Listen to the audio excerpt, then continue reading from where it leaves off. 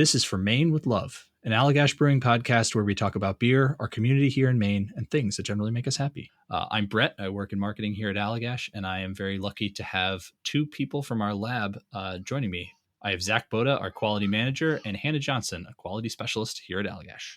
You'll get to hear about what goes on in the brewery lab, all the various ways we make sure our beers are tasting, fresh and delicious, what the heck we mean by bottle conditioning or can conditioning for that matter, and how we keep our yeast happy and healthy, among many other things. So basically, if you're looking to learn about what goes on at a brewery lab, you have come to the right auditory place.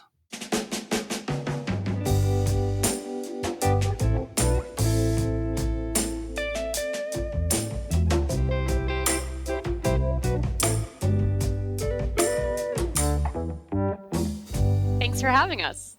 Yeah, this is exciting, Brett. Thanks for having us.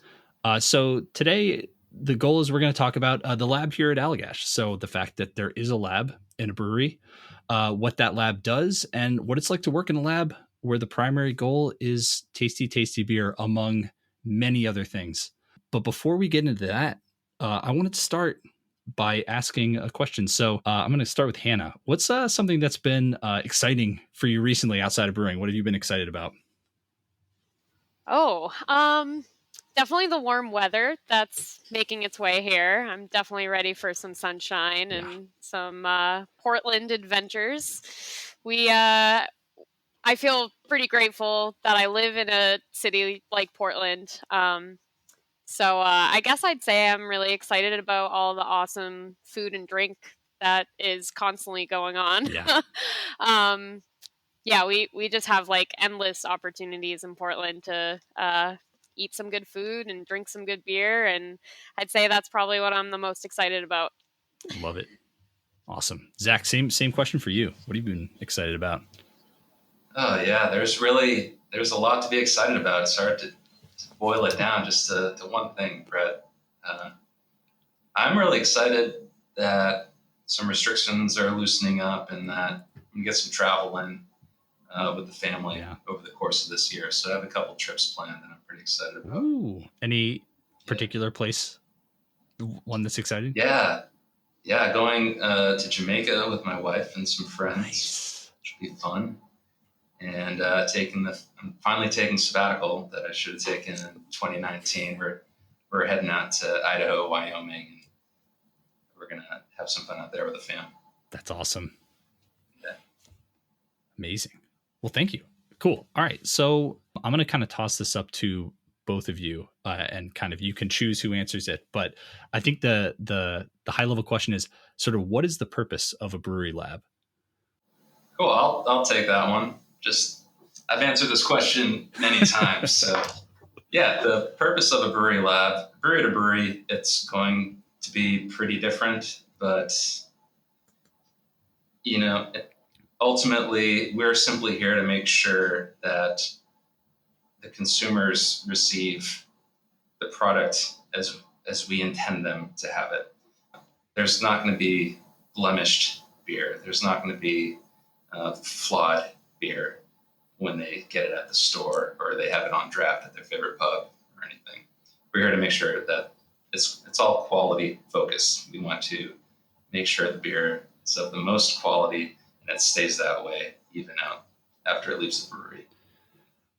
I don't even know. That is a very good, succinct way to say that. But I feel like I don't even know if this is easy to encapsulate, but like, what are the bigger things that you're actually trying to look for that would end up blemishing the beer? Not to get on the negative immediately, but I guess what are the things that you're trying to avoid?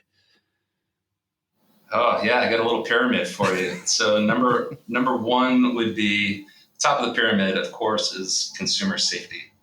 It's one thing if a consumer has a spoiled beer, that's a bummer, and man, don't we look bad and they're never going to buy our beer again, right? But if we provide them with a package that's not safe, if it's an overpressurized bottle or can, or if our keg machine, if our kegger didn't work properly and there's chemical in the keg, there's a number of things that could go wrong and harm consumers. So that's first and foremost. And two, definitely is superior quality, right? We want them to have the best experience possible. They know that we provide a premium level of quality. We have to do that time and time again. So that's when it comes down to one, sensory, but two, the microbiology program, and making sure that the only organisms in our beer are the ones that we want to be in there and not ones that can potentially spoil the beer down the line. And thirdly, the bottom of that pyramid would be consistency. We got to do that time and time again. So that's where analytical chemistry comes in. And I'm sure we'll get into more of some of this, but those are the different levels. It's consumer safety, it's premium product, and it's consistency. That's how we look at it. That's great. So I guess kind of to get more specific about it, like Hannah, what would you say would be some like day-to-day things that you're doing in the lab? We bottle condition our beer. So it's basically the beer is going through a second fermentation within the packaged vessel. So a lot of my day to day is making sure that the beer is re-fermenting, that it's coming up to the proper carbonation, that it's getting through all of those sugars that we purposely dosed into that beer, and that it's ready for sensory. That beer then gets tasted on panel by all of our tasters here at the brewery, and if it passes, then we're good to go. Other than that, I help out a lot with our micro program. So that's sampling and analyzing beer to make sure, as Zach said, nothing is growing in there that should not be. That's basically just confirming that the brewers are doing a really good job cleaning. And then another part of my job is kind of the consistency component. So testing our beer basically every batch for color and IBUs to make sure that we're brewing consistently and we're getting the same product every single time. So every time you open a white, it's the same as the last time you opened it. There are a couple things in there that I feel like I want to like just touch back on. So like when we say sensory panelists, that's people at the brewery who are both looking at and tasting the beers. So could you talk just a little bit more about like what that entails? Not to get into the entire sensory program, because that's like an entire different podcast. So don't feel like you have to encapsulate all of it, but I feel like that's just a fun one to touch upon.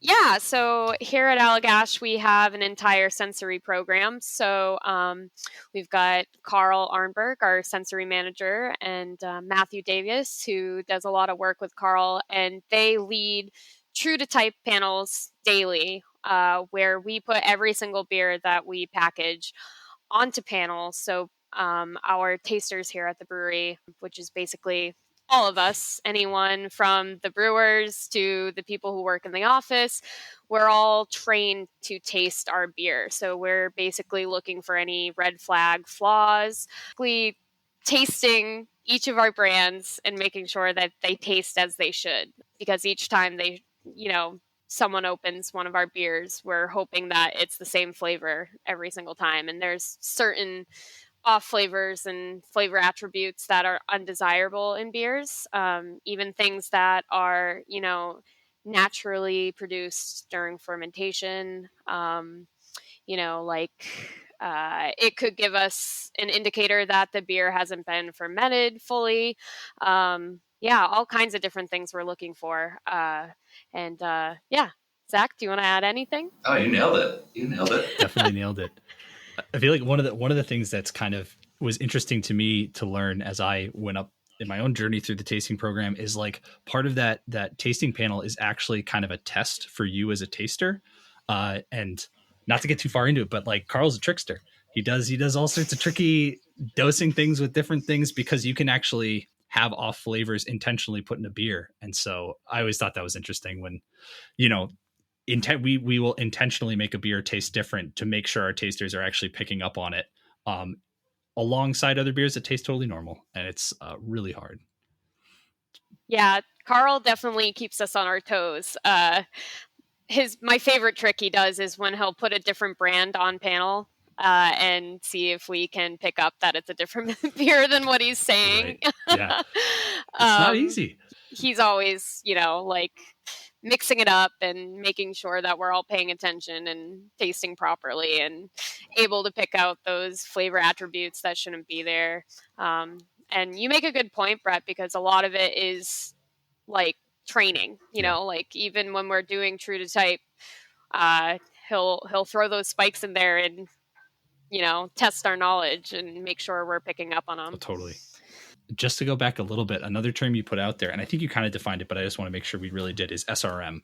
So can you just talk about SRM and how that works for like a beer like White? Sure. Yeah. We basically have a range where we want our color to be, or SRM to be. We call them the Allamax and Allamin. When I'm doing my audits, that's the range. And basically, we're just making sure our malt that's coming in is up to our standards. Like we're making sure the brewing process is also, there's nothing like wonky going on in the brewing process, which there really, there are certain things that can happen during the hot side that can affect our color. We're also just, making sure that our contract is being, how would you word it, Zach? Like our malt is up to spec. Yeah, our supplier is we're holding them accountable to the specifications. Yes. So. That's awesome. Yeah, so like if we do have a kind of a whack lot of malt, we can make adjustments to the brew house to account for it. It really is. It's especially important, Brett, for Allagash White because it's such a pale beer.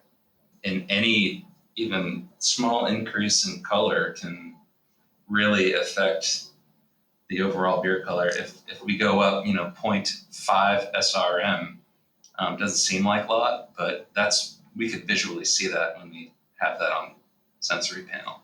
Wow. And it can stop looking like Allagash White and become Allagash Orange very quickly. So we take the color of our malt pretty seriously.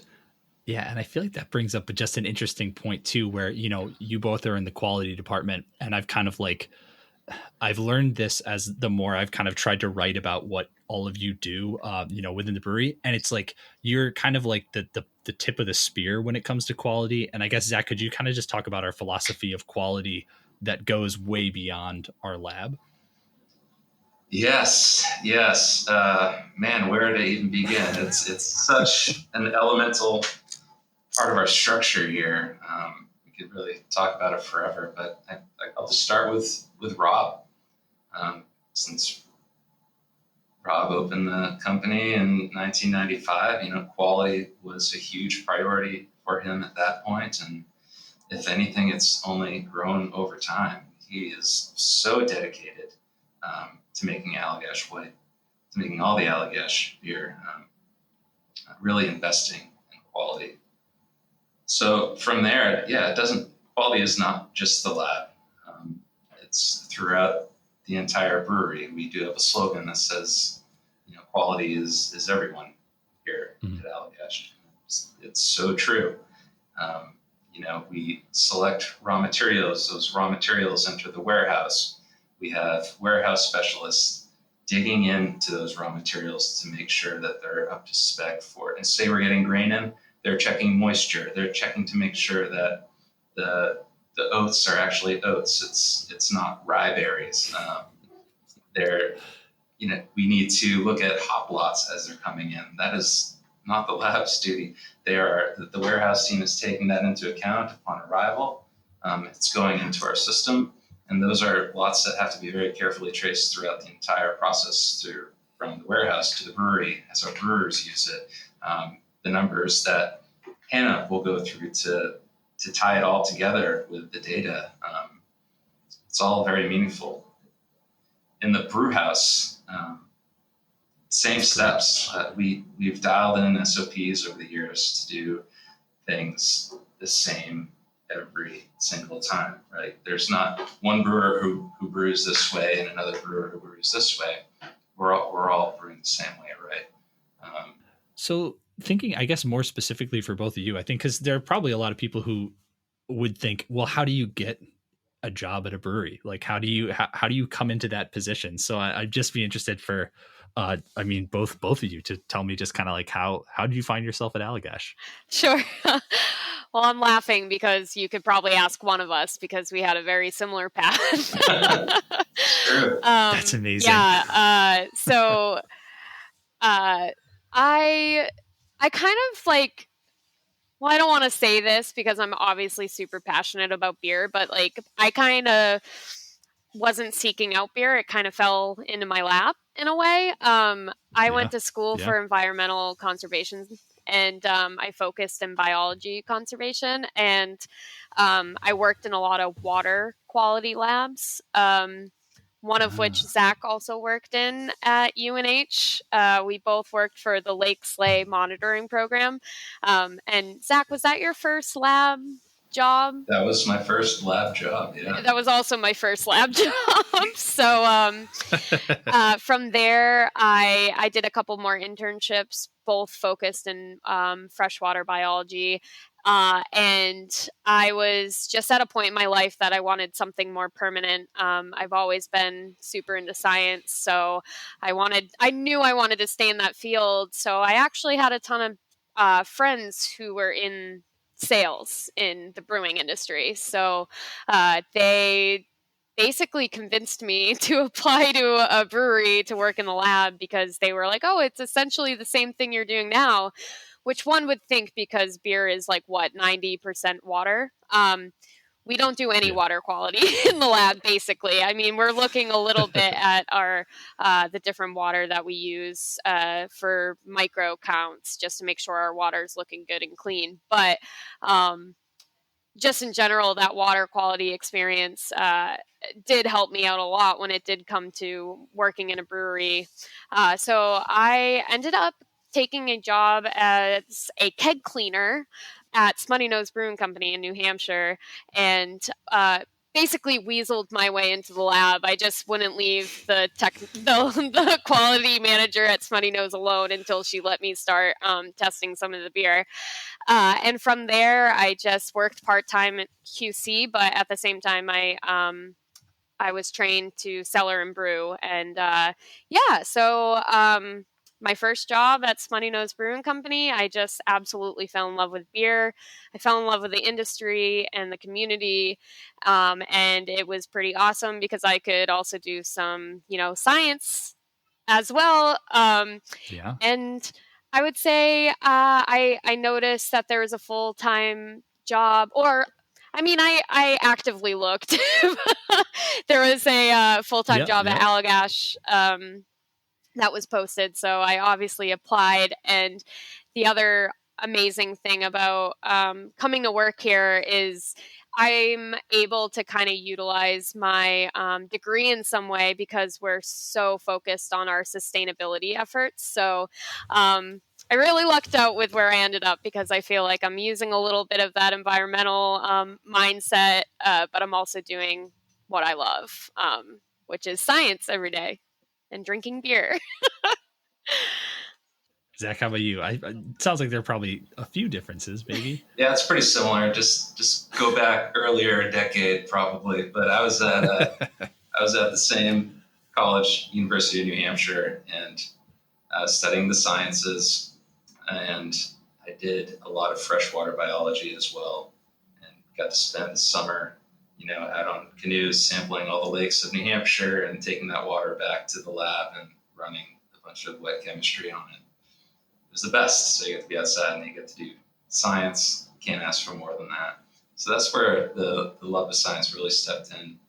But then you go to graduate, and there's not really a lot of jobs out there where you jump in a canoe and collect water samples. So you try to figure out what you're going to do with your life. I went into biotech right out of school and didn't totally dislike it, but I wasn't very passionate about it. And I wanted to do something that I would look forward to do every day. And I was super interested in brewing. My dad was a home brewer when I was growing up, and I had plenty of memories of capping bottles with him.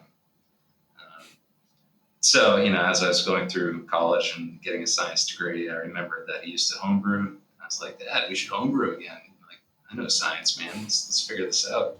So I got into it with him, and then realized maybe that's a career opportunity. And this is years and years ago, and there wasn't as many breweries by far, and the jobs were pretty few. But I was lucky enough to get an internship at the Portsmouth Brewery, in Portsmouth, New Hampshire. And at the time, Todd Mott he is the godfather of New England brewing.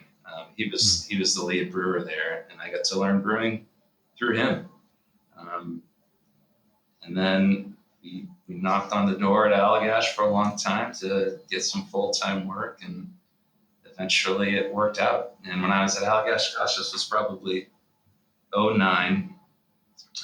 We had been in this building maybe for a year at that point. But there's maybe 10 people in production, and everyone's brewing and cellaring and packaging and building orders. And it's it's very different than it is now. But it was a ton of fun, and man, I couldn't imagine doing anything more fun and enjoying anything more.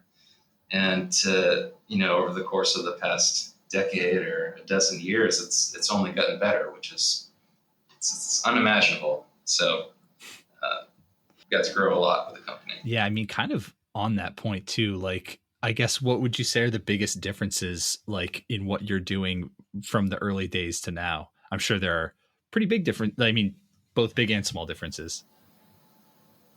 Probably, I was going to say shooting from the hip, but there's still some shooting from the hip. But organization wide, I think we're more prepared,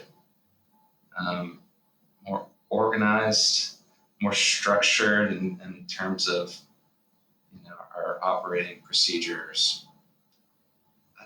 I'd say rigid too, but it's not rigid because we do keep it pretty loose here at the same time. I guess we've maintained that balance of, it's a pleasure to work here. It's a pleasure to be around the employees. What we're doing is pretty fun, and that hasn't changed at all. Maybe it's just the scale and the technology at our fingertips. For some reason, talking about like you first starting and stuff, it reminded me of a story actually that I just remember when I first started. I think one of our salespeople, Susie, did a beer test. She's like, see your knowledge on beer. And I went thinking like, oh, this is gonna be fun. Like, we'll talk about beer stuff. And I got like a 4 out of like 30. I was awful. And like she went around being like, and everyone did okay. Like, no, I don't think anyone was terribly confident about it. And Zach, you came out with like a 29 or something. It was like absurd. That's awesome. It was great. It was great. It was Nice. Talking about like Burton on Trent and stuff. And I was like, I don't know what that is. And anyway. So kudos to you on your beer knowledge. Thank you, Brett. Yes. So there's some other things I think we can talk about for our lab, but one that I actually was really interested to hear both of your take on was, if you were talking to a smaller brewery, what sort of fundamental quality checks would you encourage them to do? Hannah, you want to take the lead on this? Sure. I would definitely say it's really important to know your product like inside and out. So I would say, sensory, just sitting down and having beer with your coworkers. I mean, that's pretty easy. Just, shoot the shit and drink some beer and get to know your brands.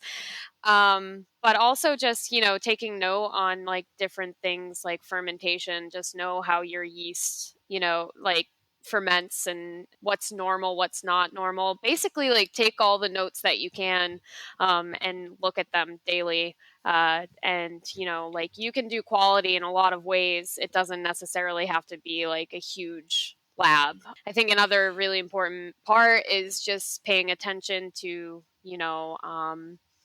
like carbonation in your cans. That's also another really easy one. You can get a zahm your like finished product, keep an eye on it, make sure everything's going all right in there, and definitely do some micro.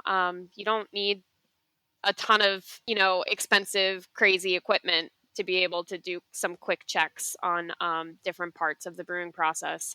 I can't understate how important it is to pay attention to quality. Obviously, we all live that life here at Allagash. Like it's really at the front of our minds, all of us. When we were talking about where Zach was talking about the warehouse and production, I kind of like to say we're all quality specialists here at Allagash. Like, even if you're working in the offices, like, you're helping us taste our beer every single day and making sure it's ready for the market. But yeah, like I said, for the smaller breweries out there, there's a lot of different ways to do quality without having to put in a ton of finances. Zach? Sensory, even if you don't have a sophisticated sensory program, if you're tasting your beer in a controlled environment day after day, even if you can't name 10 esters and phenols and 10 off flavors, you still get a really good idea of what that brand should be, so long as you're tasting it every day. And if something's different, you'll know right away. So that's, at that level, sensory is free, and you can do it.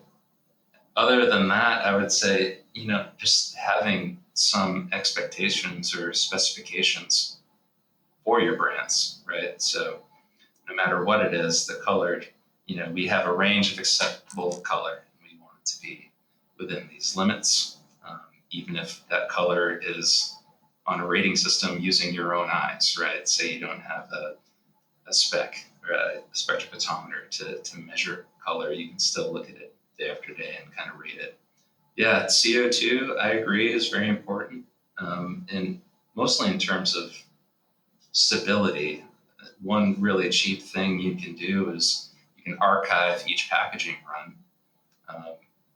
And we'll go back to consumer safety, right? Like, that's should be all of our biggest concerns. And a huge risk in beer is hyperattenuation in a can. So Hannah was saying we monitor the CO2 production in cans very, very tightly, right? She's looking at that every day for every beer that we package over time. 1, 2, 3 weeks, 6 weeks, 12 weeks, 24 weeks. We not only want that beer to reach a certain CO2, we don't want it to go above a certain CO2 either. So it does become overpressurized and possibly dangerous to someone. Even if you don't have, so there's an instrument Hannah referred to briefly as a zahm. It's a Zahm and Nagel is the name of the company in the industry. They're just referred to as zahms. But essentially you can pierce a can, give it a shake, and the instrument will tell you both the temperature and the pressure inside the vessel. Based on those two units, we can tell the CO2 volumes in. So, even if you don't have a zahm, you can age your beer and crack one open at certain time intervals and make sure that, or even if you're canning, you can grab a hold of the can, and if that sucker is getting tight, that might tell you something. But even better if you can either pop it open and see if it's overcarbonated or actually put it in an instrument and measure CO2. That's basic stuff, but super, super helpful. Yeah, and I feel like, just to add on to that, like, just some more innovative ways is you can, like, buy plates that are already poured and that sort of thing, and be able to plate all of your beer to look for, like, the certain organisms that we don't want in our product. Like, you don't have to, like, do it all here. Sorry, I'm not saying that's super great, but what I'm trying to get at is, like, there are easy ways to do micro without having, like, a full-blown micro program. Like, you don't need an autoclave, you don't need all the, like, special expensive equipment. Like, I'll never forget, my sister asked me to come in and teach her third grade kids about the water cycle, and I was, like, using words like evapotranspiration and like all kinds of, like, scientific terms, and they were all just, like, looking at me like I almost cried. But luckily they didn't cry. No, they didn't. It was just you. They were okay. like super pumped. even though they had no idea what I was talking about. I said I was a field awesome. technician, and they were like, "What's that?" It just made me think too a little bit with, like, we've been talking about how, like, the whole brewery is quality to a certain extent. And I think like it transfers over even into marketing, beyond the fact that we taste the beers. Like Zach and Jason, our brewmaster, are actually CC'd on every single quality response we get, which still honestly blows my mind that you guys are like, yeah, put CC me on that, because I think they're like, it could go other places, but like, so I'm actually CC'd on those as well. And it's just interesting to see, there's a lot of care. Like we care about when people say, I had this experience with that beer. A lot of the quality submissions we get through our website are about, how the beer tastes or how it's perceived. And so a lot of that is subjective. And so even the ones that we think are pretty subjective of like, oh, perhaps this person just hasn't had this in a while and they forgot how to taste, or oh, perhaps like, whatever it might be, we're still looking into a lot of those batches to make sure, double check, oh, there's definitely not anything that's, biologically, organically wrong with this beer. So what's next for the lab? What's the future of the Allagash lab? Even over the past few years, the focus of the lab has really kind of sprouted in a number of different directions throughout the brewery. Two of the big ones off the top of my head being, we talked a lot about lab work today. We talked a lot about quality control, really. We didn't talk a lot about, we touched on quality assurance, and it's important to note that there is a distinction between quality assurance and quality control. The classic brewery lab, very quality control focused, right? We're taking that beer after it's packaged and we're measuring it in different ways. It's reactive, right? We want to make sure that beer ended up the way we wanted it to. So where quality control is reactive, a reactive process, quality assurance is preventative. We're making sure that things don't go awry in the first place.